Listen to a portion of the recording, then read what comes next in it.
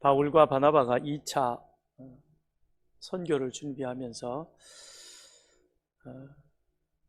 두 사람 사이에 큰 다툼이 있습니다. 다툼의 원인이 되었던 것은 마가였습니다. 마가를 같이 함께 데리고 가자는 바나바, 그러나 안 된다라고 말하는 바울. 그래서 결국에는 두 사람이 따로 선교팀을 꾸려서 그렇게 바나바는 마가와 함께 구브로로 가고, 그리고 바울은 실라와 함께 이렇게 2차 선교 여행을 출발을 합니다. 바울의 삶의 곳곳에, 사역의 곳곳에서 바울은 하나님의 일, 사역을 상당히 중요시합니다. 물론 바나바도 그 일에 있어서 중요한 것은 아마 다름이 없었을 것입니다. 그런데 후대 신학자들은 바울과 바나바 두 사람의 그 사역의 모습을 놓고 바나바는 사람 중심, 그러나 바울은 사역 중심의 리더였다라고 그렇게 두 사람을 평가를 합니다. 바울도 사람 중심의 사역, 아마 1차 선교에서 중간에 포기하고 돌아왔던 그에게 다시 한번 기회를 줘서 그렇게 같이 함께 하나님의 선교를 하는 것이 어떻겠느냐. 그 말 한마디에 인간적 따스함이 느껴지는 것은 사실입니다. 그렇죠? 그러면 그를 데리고 갈 수 없다라고 그렇게 바나바와 사울 그 선교팀을 따로 구성을 할지언정 그와 함께하지 못하겠다고 내친 바울은 아주 매몰찬 사람입니까? 그렇지는 않을 것입니다. 사역의 중심이 사도 바울에게 있어서는 혹여라도 우리들의 어떤 그런 부족함과 또는 준비되어지지 못한 걸로 인하여서 이 선교사역 하나님의 일이 지장을 받으면 안 되겠다라는 것이죠. 그러니 바울은 사역을 시작함에 있어서도 철저하게 준비했지만 그 일을 진행함에 있어서도 늘 그 우선순위는 하나님의 일이었던 것입니다. 그러다 보니 한편으로 보면 바울이 일 중심, 사역 중심으로 좀 비인간적인 면이 있지 않은가, 그렇게 이야기할 수도 있을 것입니다. 근데 사도 바울이 함께 같이 동행했던 실라를 보면 그 실라는 우선은 예루살렘 교회 지도자들로부터 신뢰받던 사람이었습니다. 1차 선교 후에 안디옥 교회가 할례 문제로 인하여 어려움이 있었고, 그로 인하여서 바울과 바나바가 예루살렘에 가서 예루살렘 사도회의를 통해서 이방 선교에 대한 기준을 마련하게 됩니다.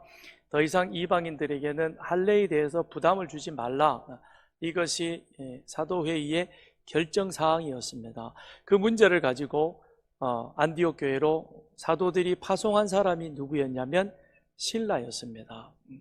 그러니 실라는 이미 예루살렘 교회 사도들로부터 신임을 받고 있던 사람, 그랬기에 이 귀한 결정사항을 교회에 전달하고 그리고 교회를 잘 해결해 갈 수 있는 원만한 해결자로 내려오게 되는 것이죠. 뿐만 아니라 그 신라는 또한 로마 시민권자였습니다.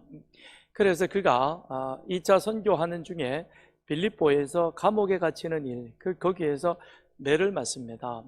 다음 날 바울과 실라가 간수장에게 이야기를 하죠.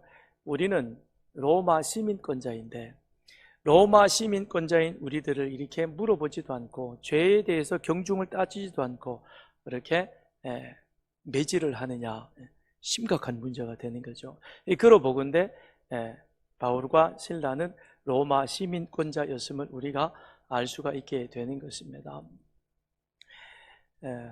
바울의 입장에서 보자면 하나님의 선교를 감당함에 있어서 그 당시에 로마 시민권이라고 하는 것은 참 유용한, 어쩌면 하나의 도구였던 것입니다. 어디를 가든 거침이 없었고 또 마음껏 그렇게 선교할 수 있는 것, 그런 의미에서 보자면 마가보다는 이렇게 이미 사도들에 의해서 그 신임이 입증되어졌고, 그리고 신분적으로도 온전한 그와 같은 신라와 함께 같이 사역을 한다면 2차 선교에도 훨씬 더 도움이 될 것이다. 그러니 바울의 입장에서 보면 그는 사람을 선택함에 있어서 신중했던 것이지 일 중심이 아니었다는 거죠. 우리가 이 일을 함에 있어서 이 일을 누구에게, 어떤 사람에게 맡겨야 이 일이 차질 없이 잘 진행될 것이냐. 그렇죠. 그냥 인간적인 어떤 정에 끌려서 우리가 항존직 피택을 했습니다만 그럴 때 간혹 있죠. 그죠? 가만 냉정하게 따져보면 아직 아닌 것 같아요. 2% 부족이야. 그죠? 그래도 우리가 알고 지낸 지가 몇 년인데, 그래가지고 그냥 목사님이 잘 훈련시켜서 좋은 일꾼 되겠지. 그리고 꾹 찍어줬죠.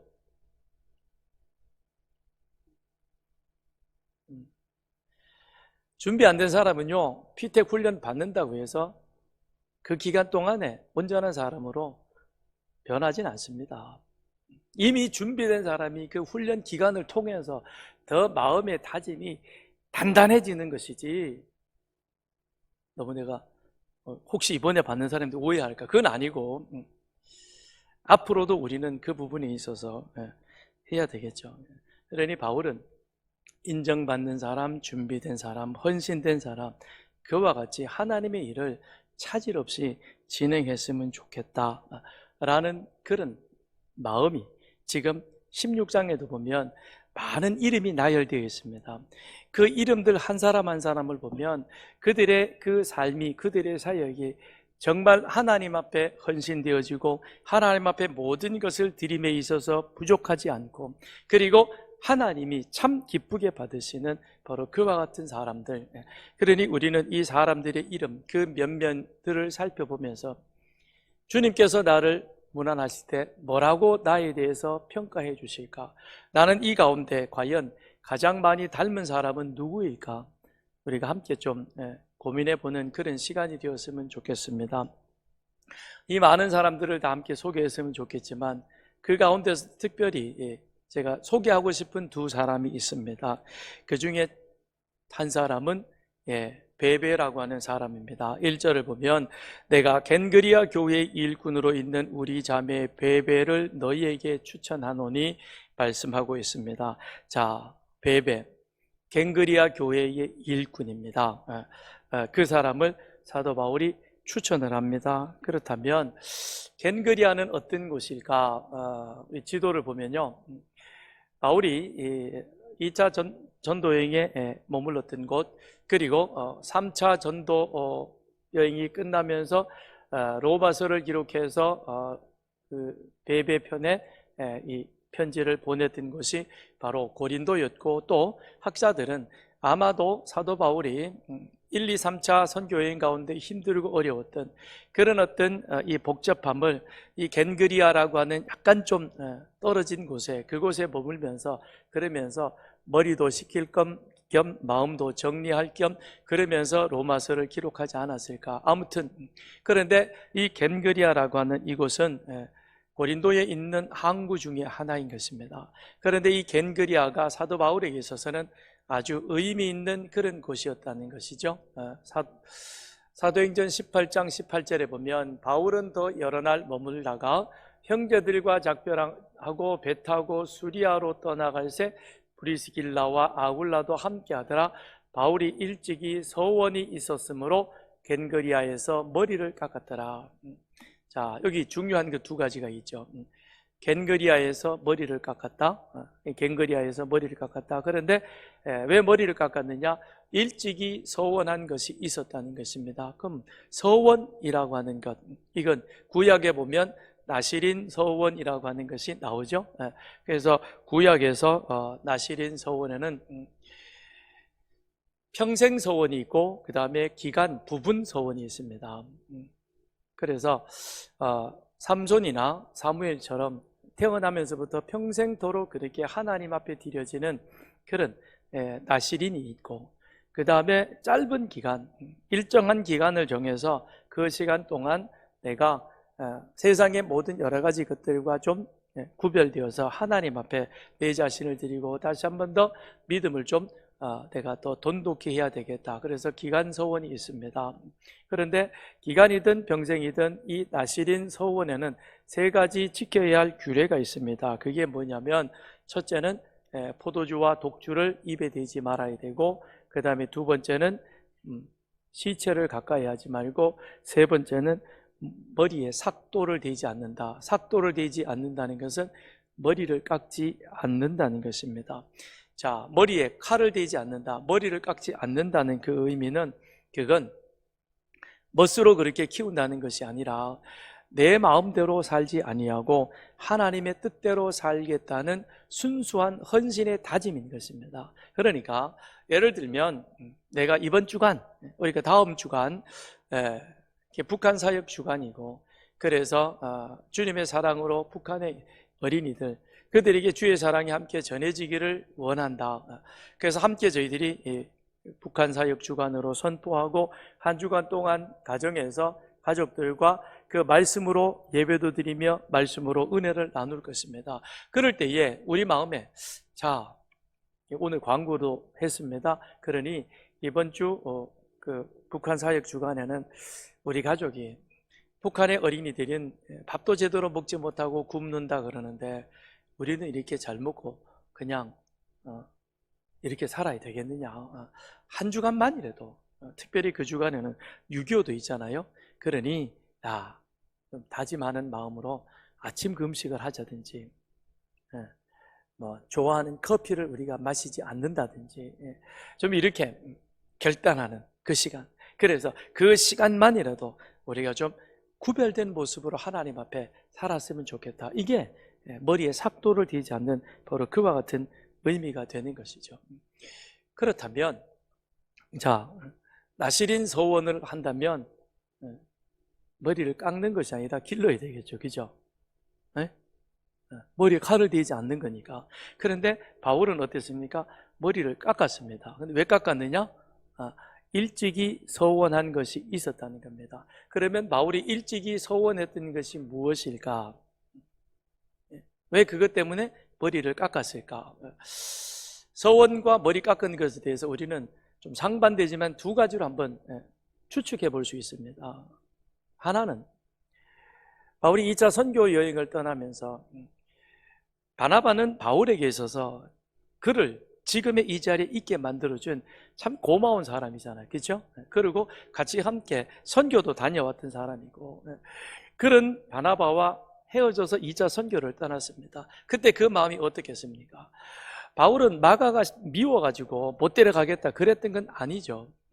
하나님의 선교를 위해서 마가가 정말 준비되었는가? 자기가 볼 때는 아직은 아닌 것 같고, 그래서 후일에는 바울이 로마에서 그러잖아요. 마가를 데려오라. 그는 나에게 꼭 필요한 사람이다 라고 그렇게 마가를 그렇게 인정해주는 그런 모습을 봅니다. 그런데 지금은 보니까 아닌 것 같아서, 그래서 마가는 아닌 것 같다. 근데 그것이 분쟁의 씨앗이 되어서 바나바와 함께 헤어져서 선교를 떠났습니다. 이번 선교가 잘 될 수 있을까? 쉬울까? 어떤 일이 일어날까? 마음에 여러 가지 생각이 있었을 것입니다. 그러니 아마 어쩌면 바울이 2차 선교를 떠나면서 그 마음속에 그런 다짐을 하지 않았을까? 하나님, 이번 선교에 함께해 주십시오. 제가 혼자 갑니다. 신라와 같이 동행을 하지만 어떤 일이 있을는지 저는 알 수 없습니다. 주님 도와주셔야 됩니다.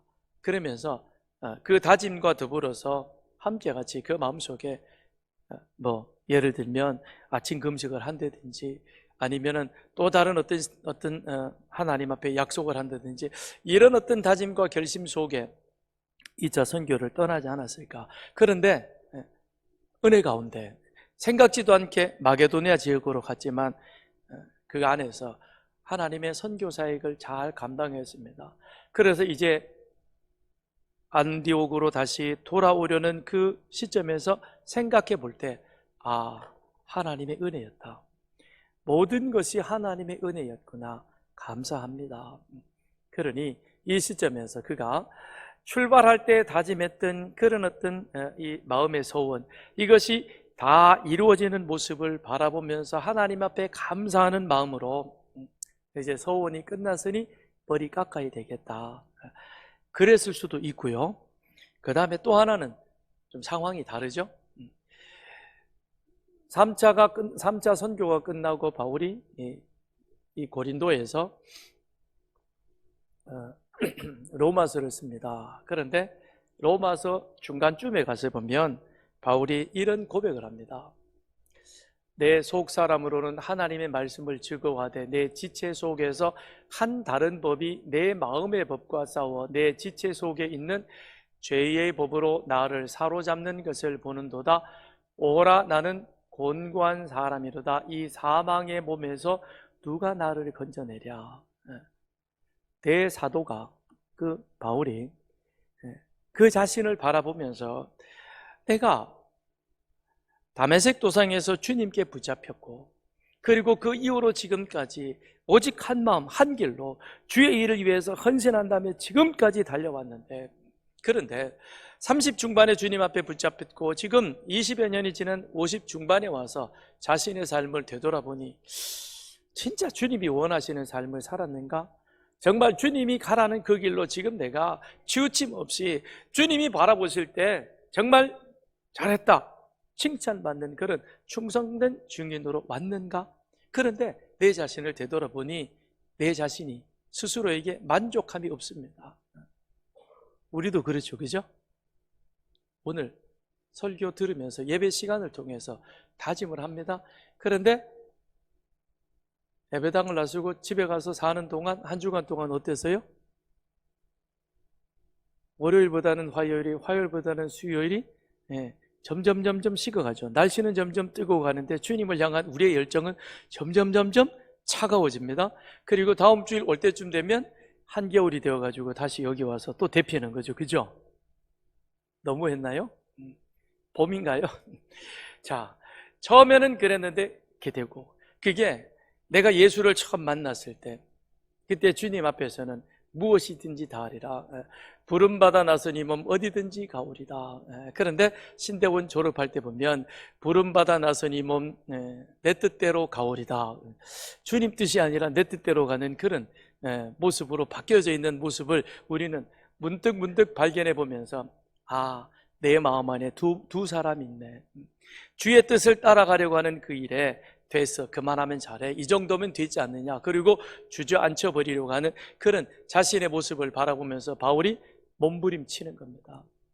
그 몸부림치는 속에 이제 내 삶이 앞으로 얼마 더 남았겠느냐, 남은 시간 어떻게든 주님 앞에 다시 한번 결단하고 내 자신을 한번 들여보면 좋겠다. 지금까지 내가 내 마음대로 내 뜻대로 살아왔는데, 그런데 내가 예수 믿는다 그러면서 계속 이렇게 살아야 되겠느냐? 이 예배 시간이 나에게 한순간의 결단이 아니라 한 주간의 결단이 되고 1년이 결단이 되고, 그래서 평생의 삶이 내 삶으로 바꿔지는 그와 같은 결단, 오늘 한번 해보시면 어떻겠습니까? 언제까지 시계 추방울처럼 왔다가 예배 드리고 나가면 다시금 세상으로 돌아가는, 그리고 다시금 세상의 사람이 되어가는 그런 모습이 아니라 한 번 살다 죽는 인생, 남은 시간이라도 지금까지는 내 기쁨과 나를 위해 살았다면 이제 남은 시간은 하나님 앞에 온전히 드려서 하나님을 위해서 좀 욕도 먹어보고, 하나님을 위해서 좀 힘들어도 보고, 하나님을 위해서 좀 내 자신이 좀 망가져 보기도 하고, 그렇게 해서 주님 앞에 이 정도면 그래도 잘 살아보지 않았는가, 한번 이렇게 나가는 이런 어떤 결단, 그런 몸부림이 바울에게는 이 겐거리아에서 있었던 것입니다. 그러니 다시 한번 내가 잘해보자, 그런 마음으로, 내 마음대로 살아왔던 모습을 내가 싹 정리를 하고 이제 하나님 앞에 다시 서원하는 모습으로 그렇게 머리를 깎고 새 출발을 한번 해봐야 되겠다. 어쩌면 후자의 모습이 더 맞지 않았을까? 전자의 모습도 나쁘진 않을 것입니다. 그런데 왜 그러냐면 바울의 이와 같은 몸부림 속에 이 모습을 바라보고 그 마음에 도전을 받는 사람이 있었습니다. 그가 바로 누구였습니까? 베베라고 하는 사람입니다. 그는 여자입니다. 그런데 바울은 그 여자 베베를 오늘 로마 교회를 향하여 제일 먼저 소개를 합니다. 그러면서도 그 앞에 무엇이라고 소개를 하고 있습니까? 겐그리아 교회의 일꾼이라고 표현하고 있습니다. 일꾼인 것입니다. 헬라어로 디아코노스, 요즘으로 번역하면 집사인 것입니다. 에게 겨우 여집사인데요, 그게 아니에요. 사도 바울도 로마서에서 자신을 뭐라고 그랬습니까? 나는 주의 일꾼이라고 고백을 했습니다. 때로는 디모데나 디도에게도 바울은 일꾼이라고 그렇게 소개를 했습니다. 여기서 말하는 일꾼, 집사라고 하는 그 의미는 그 당시에는 아직 교회의 직제가 지금처럼 정리가 되어져 있지 않던 시기였습니다. 초대교회 예루살렘 교회가 구제 문제로 인하여 어려움이 생겼을 때 사도들이 모여서 교회의 구제와 행정의 의무를 감당하기 위해서 7 집사를 세웠죠. 그런데 그 7 집사는 어떤 사람이었습니까? 성령과 지혜가 충만하여 사람에게 칭찬받는 사람.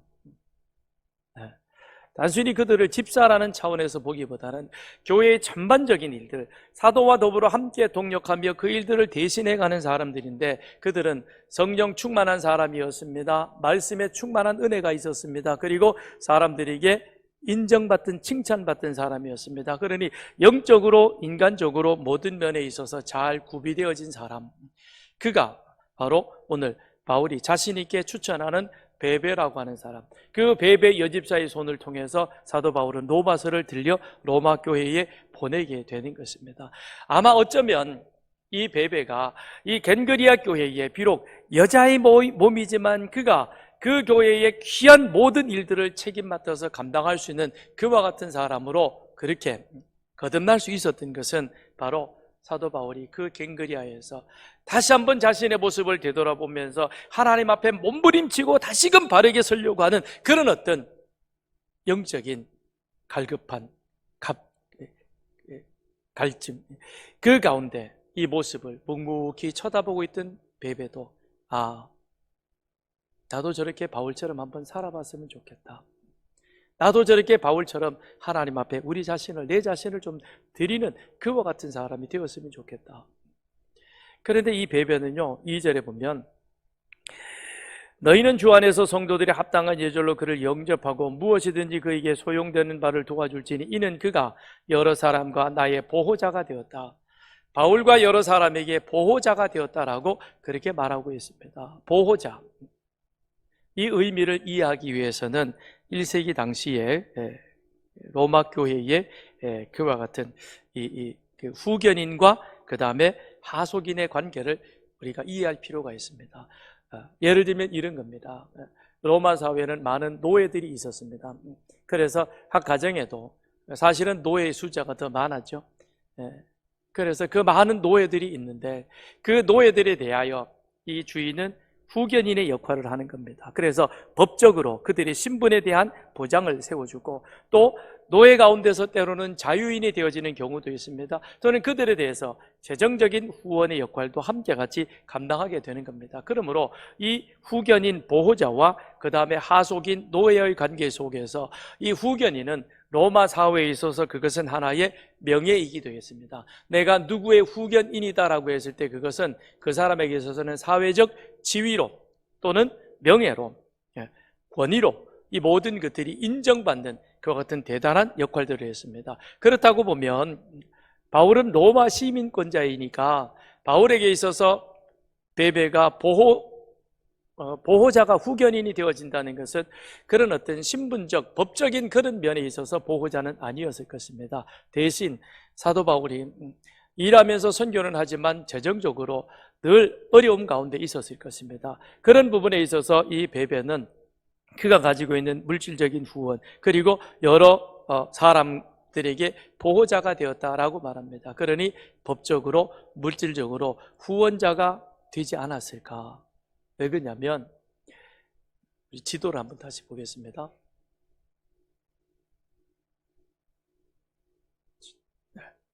거기 고린도에 겐그리아 항구가 있고요. 저 위쪽으로 북쪽으로 또 하나의 항구가 있습니다. 이 두 항구가 있어서 그쪽 북쪽 항구에서는 로마로 바로 갈 수 있고, 이쪽 갱그리아 쪽에서는 이제 예루살렘이나 아프리카로 그렇게 갈 수 있는 것입니다. 그러면 아무리 고린도에서 바로 배를 타고 로마로 간다 할지라도 당시의 상황을 한번 보십시다. 배 타고 가는 일이 한두 푼 드는 일은 아닌 거예요. 그죠? 경비가 많이 드는 일입니다. 그리고 신분적으로 볼 때에도 여자 혼자서 거기를 여행을 한다. 남편이 있었다, 동행했다라는 그런 이야기도 있습니다만, 아무튼 여자 혼자 몸으로 여행을 한다는 것은 여러 가지 모양으로 제약이 있을 것입니다. 그렇다고 보면 베베는 로마 시민권자였을 것이고, 그리고 경제적으로도 상당히 여유로웠을 것이다.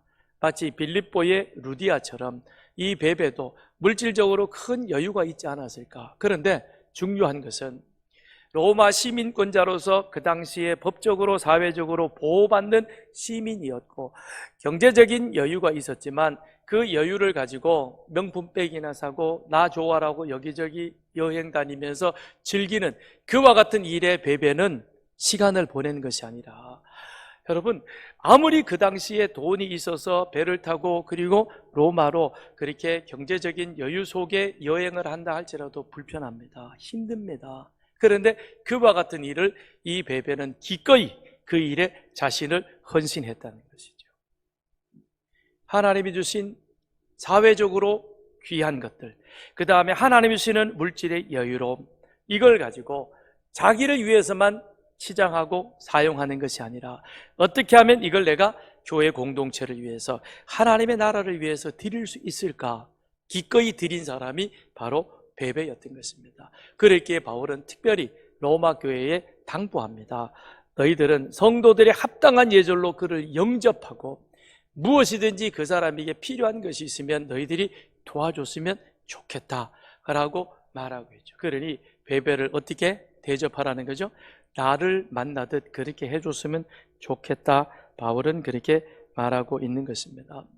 그 다음에 또 한 사람, 제가 소개하려고 하는 사람은 10절에 나와 있는 사람입니다. 같이 읽습니다. 시작. 그리스도 안에서 인정함을 받은 아벨레에게 문안하라. 아리스토블로와 그 권속에게 문안하라. 여기서 제가 소개하려는 사람은 아리스토블로라고 하는 사람입니다. 생소한 이름이죠. 그죠? 거의 들어보지 못한 사람입니다. 이 아리스토블로는 누구인가? 중간에 툭 끼어져 있습니다. 이 아리스토블로 역시 베베처럼 로마서에서 여기 본문에서만 잠시 등장하고 많은 그와 같은 인물입니다. 그럼에도 사도 바울이 특별히 이 아리스토블로라고 하는 그 사람, 그리고 그의 가족들에게 함께 문안하라라고 그렇게 부탁을 하고 있습니다. 이 부탁하는 아리스토블로라고 하는 사람은 어떤 사람인가?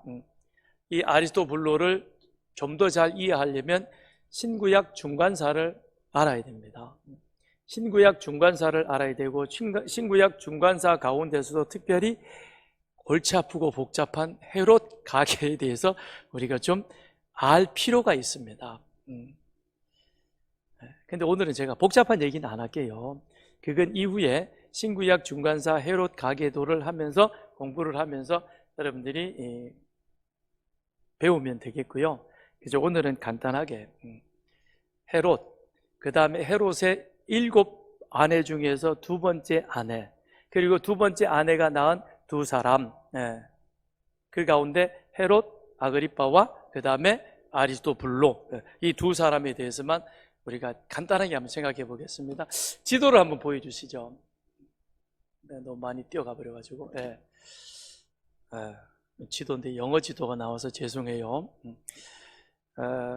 이걸 제가 소개를 해보려고 인터넷을 많이 검색을 했는데, 번역하고 그 다음에 해석하는 과정에서 많이 잘라 먹기도 하고 조금 오해가 되기도 하고, 그런데 찾다 보니까 그래도 이걸 잘 그렇게 설명해 놓은 것이 바로 여기라서 그냥 찾았는데요. 복잡할 건 없고요. 헤롯 대왕, 그 다음에 헤롯 대왕 가운데서 이 사람들이 전부 부인들입니다. 부인이 많다는 것은 궁중 암투가 많다는 거예요. 그죠?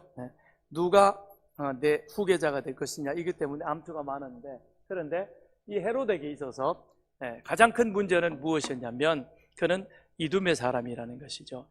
BC 63년에 로마가 예루살렘을 정복하고 그 다음에 그 유대 땅을 다스리는데 그걸 누구에게 맡기냐면 안티파터에게 맡깁니다. 그런데 안티파터가 죽고 나서 그의 아들 헤롯이 헤롯 대왕이라는 이름으로 유대 땅을 다스리게 되는 겁니다. 그런데 이 헤롯 대왕은 어떤 사람이냐? 예수님이 태어났다는 소식을 듣고 2살 이하의 남자아이는 다 죽이라고 명령했던 아주 잔인한 사람입니다.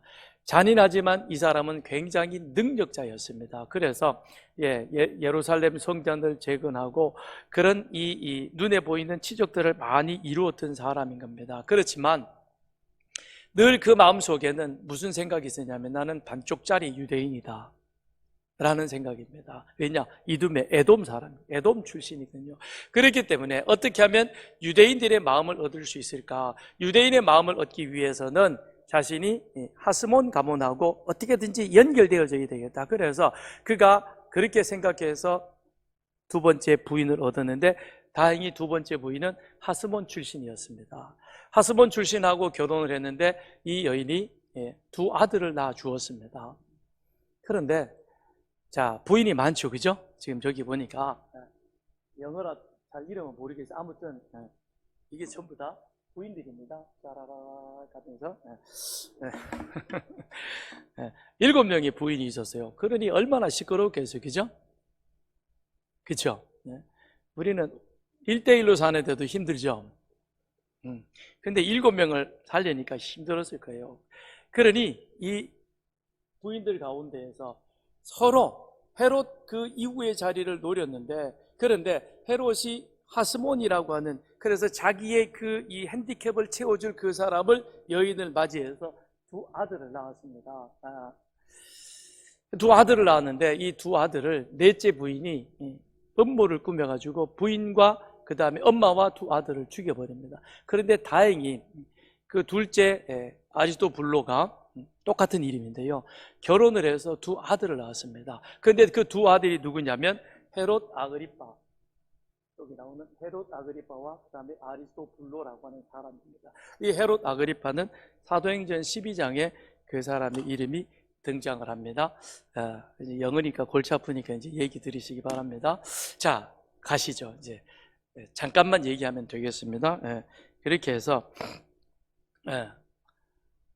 헤롯이 자신이 이두메라고 하는 그 신분적 핸디캡을 만회하기 위해서 하스몬 여인과 결혼했는데 그 하스몬 여인이 두 아들을 낳았는데 이것이 궁중 암투로 인해서 엄마와 두 아들이 죽었습니다. 다행히 둘째 아들인 아리스토블로에게서 결혼을 해서 두 아들을 낳았는데 그 사람이 헤롯 아그리파와 그 다음에 아리스토블로라고 하는 사람입니다. 그런데 헤롯은 자기 아들들을 전부 어디 보냈냐면 로마로 유학을 보냈습니다. 그리고 유학을 보내서 그곳에서 로마 공부를 하게 하고 그 다음에 왕실하고 친근히 가까이 지낼 수 있도록 그래서 정치적 인맥을 쌓도록 그렇게 했습니다. 그러니 이 헤롯 아그리파와 아리스토블루도 예외 없이 그들도 로마 유학을 갔습니다. 그런데 이들은 로마 유학파이면서 동시에 무엇입니까? 혈통적으로 보면 하스몬 피가 섞여 있는 그래서 정통성이 인정되어지는 그런 사람인 거죠. 그러니까 혈적으로 보면 괜찮고 그 다음에 로마 유학파니까 실력 면에 있어서도 빵빵하고 더군다나 헤롯 아그리파는 그 로마 황제 칼리쿨라와 친분이 있었고 그래서 그 친분을 이용해서 그가 유대 왕으로 오게 되었습니다. 그런 다음에 동생 아리스토블루는 로마 4대 황제인 글라우디오와 친했던 것입니다. 이런 친분을 이용을 해서 헤롯 아그리파는 유대 왕으로 오게 되어집니다. 그리고 와서는 이복 형제들이 지니고 있었던 분봉왕이라고 하는 그 분봉왕의 자리에서 그들을 내쫓아버립니다. 그러니까 헤롯 대왕이 죽으니까 로마에서는 헤롯의 아들들에게 헤롯의 아들이 누구이냐면 그들이 헤롯 아들 아켈라오와 안디바 이 두 사람을 분봉왕으로 임명을 합니다. 분봉왕은 영주라고 보면 됩니다. 영주. 그러니까 한 성의 책임자 정도밖에 되지 않는 것이죠. 그러니 아켈라오와 안디바가 불만이 있습니다. 아이, 우리 아버지가 왕인데 왜 우리를 이런 성주 정도, 영주 정도로 그렇게 취급하냐. 그랬더니 황제가 뭐라고 했냐면, 너희들이 선정을 베풀면, 정치를 잘하면 너희들을 왕으로 그렇게 신분을 상승시켜 주겠다, 그렇게 인정을 약속을 하고 그들에게 분봉왕이라는 제도를 맡기게 됩니다. 그런데 헤롯 아킬라오가 갈리굴라와의 그런 친분을 이용해 가지고 들어오면서, 자기는 하스몬 출신이죠. 그러니까 이게 모든 면에서 다 좋은 겁니다. 그래서 그들을 분봉왕의 자리에서 내쫓아버리고 왕이 되는 것입니다. 그런데 자, 헤롯 아그리빠는 혈통, 학력, 그 다음에 신분적으로 왕, 그리고 인맥으로 보면 로마 황제하고 맞닿아 있고, 그러니 이게 대단한 것입니다. 그래서 와가지고는 자기 마음대로 막 하게 되어집니다. 그런데 사도행전 12장에 가서 보면, 헤롯이 영광을 하나님께로 돌리지 아니하므로 주의 사자가 고치니 벌레에 먹혀 죽으니라. 여기 말하는 헤롯이 누구냐면 헤롯 안디바이거든요. 저 헤롯 아그리빠이거든요. 근데 그가 하나님 앞에 교만하게 행하다가 결국 하나님이 그를 쳐서 죽임을 당하게 됩니다. 근데 이때가 주후 44년인 것입니다. 주후 44년입니다. 그런데 헤롯 아그리빠의 아들이 유대 분봉왕으로 그렇게 로마 황제로부터 임명을 받은 때가 언제냐면 주후 48년입니다. 아버지가 죽고 그 아들이 분봉왕으로 다시 되는 그 기간 동안 한 4, 5년의 기간이 공백이 생깁니다. 왜 공백이 생겼을까? 왜 공백이 생겼을까? 그 공백 기간에 로마 제국에서는 그동안 보내지 않던 총독을 다시 보내게 됩니다. 그래서 3년 동안 총독이 와서 유대 땅을 다스리게 되는 것입니다. 그런데 총독이 파견되었던 이유는 무엇이냐면, 당연히 형 헤롯 아그리빠가 죽었으면 그 자리를 하스몬 혈통으로서 로마 황제와 인연이 있었던 이 아리스토블로가 그 자리를 대신 차서 유대 왕으로 들어와야 되는데, 그런데 아리스토블로는 그 자리를 고사한 것입니다. 나는 유대 왕으로 가지 않겠다라고 그렇게 자기 자리를 내려놓은 것입니다. 왜 그랬느냐? 왜 그랬는가? 아리스토블로가 형과 함께 같이 로마에 유학을 갔는데, 이것은 유대 교회사에 나오는 이야기인 것입니다. 가서 복음을 접하게 됩니다. 예수 그리스도의 복음을 듣고 그리스도인이 된 것이죠. 그런데 자신이 복음을 들어서 그리스도인이 되고 보니까 안 보이던 것이 보이게 됐습니다. 그게 바로 무엇이냐면, 하나님께서 약속하신 메시아가 우리 땅에 왔는데, 유대 땅에 왔는데, 그 메시아를 십자가에 무참하게 죽인 사람이 바로 누구였습니까? 자기 동족이었습니다. 자기 동족이었고, 그런데 그 십자가의 복음을 전하는 사도들을 또한 그렇게 박해하고 그 다음에 죽였던 그 장본인이 또 누구예요? 자기 형인 거예요. 헤롯 아그리빠, 야고보 사도를 죽이지 않습니까? 그런 거예요. 그러니 자, 내 동족이 하나님이 약속한 메시아를 그를 인정하지 않고 십자가에 죽였다. 그리고 그 십자가의 복음을 전하는 사도들을 무참하게 죽이는 자가 또한 누구였느냐? 바로 자기 혈육인 형 헤롯 아그리빠였다. 그런데 그도 보니까 그렇게 하늘 높은 줄 모르고 건방을 떨다가 하나님의 치심을 받아서 죽임을 당하게 되어집니다. 그러니 아리스토블로가 생각을 합니다. 내가 유대인의 왕이란 칭호를 얻어서 본국으로 돌아가면 그 역시 이 길을 걷게 되겠다는 것이죠. 피비린내 나는 진흙탕, 이 구역질 나는 이 권력 싸움에 그 자신도 뛰어들게 될 것이고, 그러다가 보면 그 자신은 본의 아니게 로마 황제에게 머리를 숙이면서 그를 섬기는 그와 같은 자가 될 수밖에 없다는 것입니다.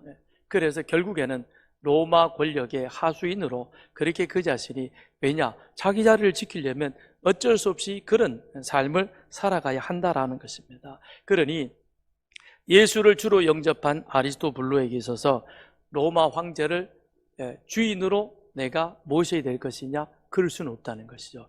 왜요?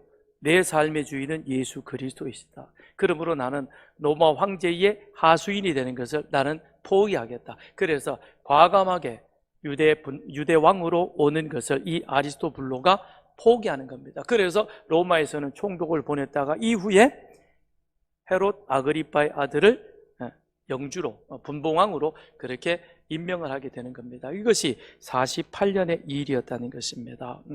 그러니 이 아리스토블로, 그 모습을 지켜보고 있었던 사도 바울의 입장에서는 감동이 되는 것이죠.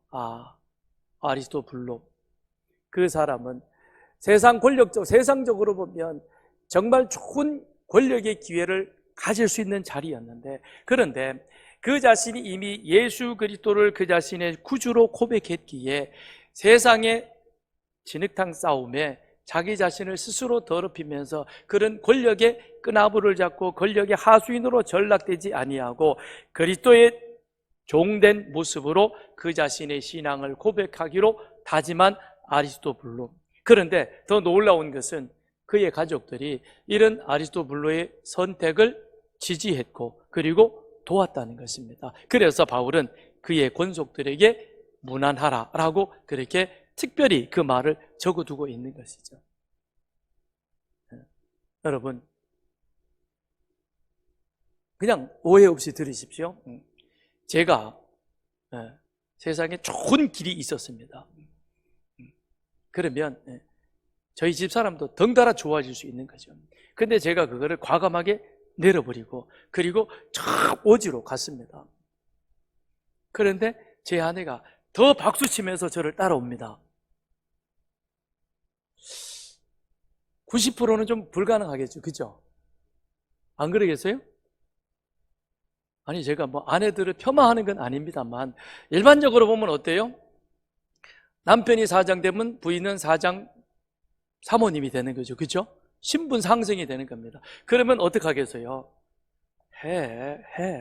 당신 교회 일도 열심히 하니까 그 정도 잘할 수 있을 거야. 그러니까 등 떠밀어 가지고 더 시킬 거예요, 그죠? 너무 직접적인 얘기 했나요?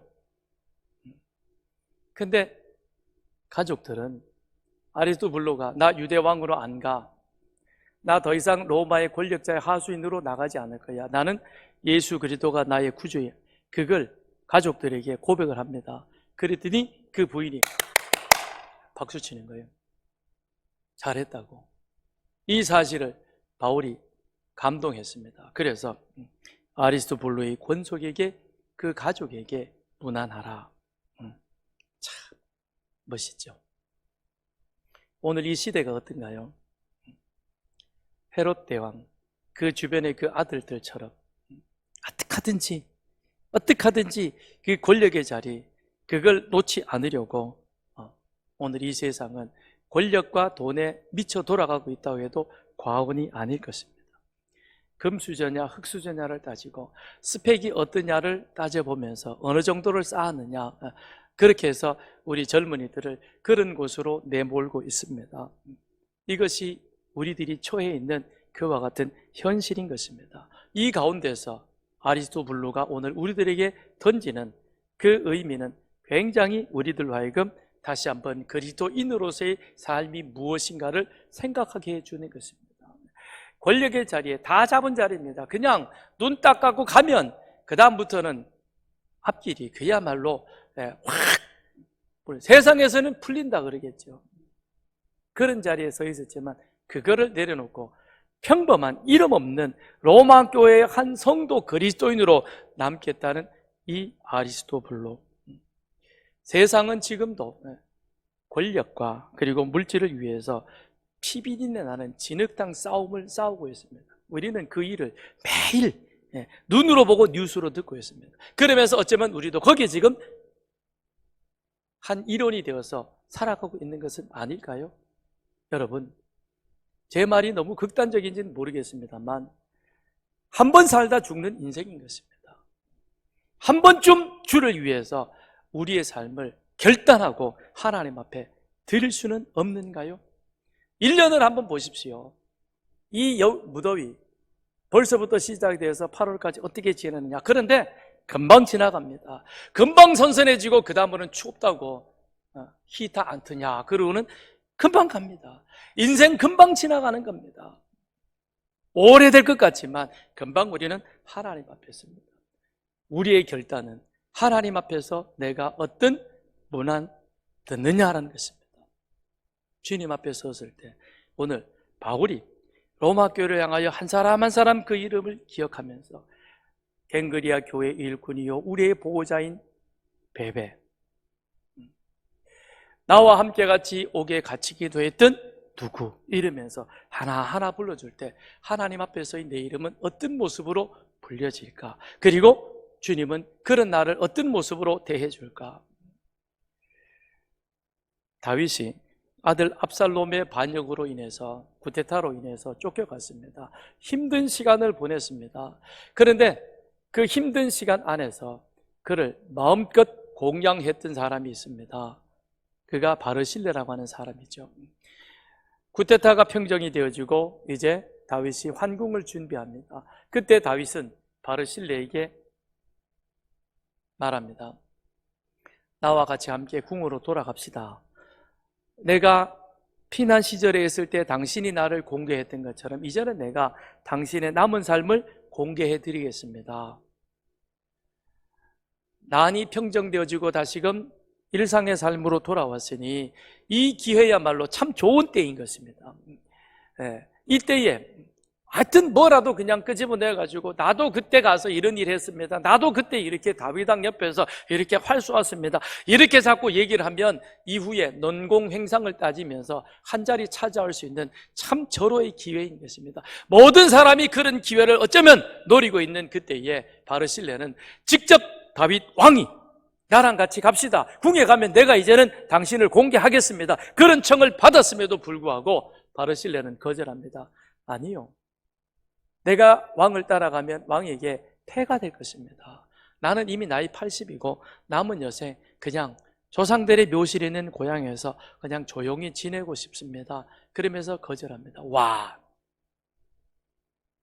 내가 나이 80이니까 더 노후 보장을 위해서 따라가야죠. 그죠? 안 갈 거예요? 와, 여러분도 대단하십니다. 놀랐습니다. 근데 바르실레는 가지 않겠습니다. 대신 바르실레는 왕에게 한 가지 아주 조심스럽게 청을 합니다. 여기 내 종 기맘이 있는데 나는 이제는 아들이라고 표기도 했습니다. 그런데 아마 종이 더 맞을 것 같습니다. 내 종 기맘이 있는데 이 사람을 데려가 주십시오. 왕에게 도움이 될 것입니다. 그러면서 조심스럽게 자기 집에 있던 종 기맘을 추천을 합니다. 왜 그랬을까요? 종으로 저 젊은 사람이 그냥 미래도 소망 없이 살아가는 그 모습이 어쩌면 바르실레에게는 안타까웠을 수도 있었을 것입니다. 그런 너 이제 왕에게 따라가서 그 곁에서 내 꿈과 내 미래를 한번 마음껏 펼쳐보는 것이 어떻겠느냐. 그래서 바르실레는 기맘을 다윗에게 추천을 합니다. 베베, 아리스토블로, 바르실레 참 훌륭한 믿음의 사람입니다. 저는 이 사람들을 바라보면서 저 자신 한번 생각해 보았습니다. 나는 과연 어떤 모습으로 주님께서 나를 사람들 앞에 문안하라고 그렇게 소개할까?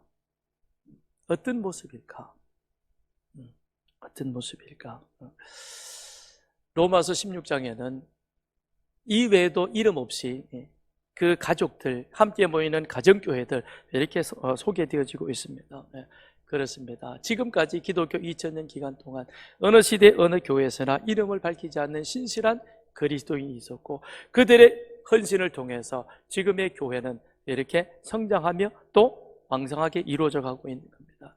저희 소산교회도 70년 이상의 역사를 이루어오면서 동문동에서 잠홍동으로 옮겨오고 이곳에서 또 귀한 사역을 감당하면서 눈에 보이지 않는, 눈에 띄지 않는 그저 이름도 없이 그냥 왔다가 지나갔던 그런 사람들의 헌신, 그런 사람들의 수고, 그런 사람들의 이 노고를 통해서 지금 우리 교회는 이렇게 나아가고 있는 것입니다.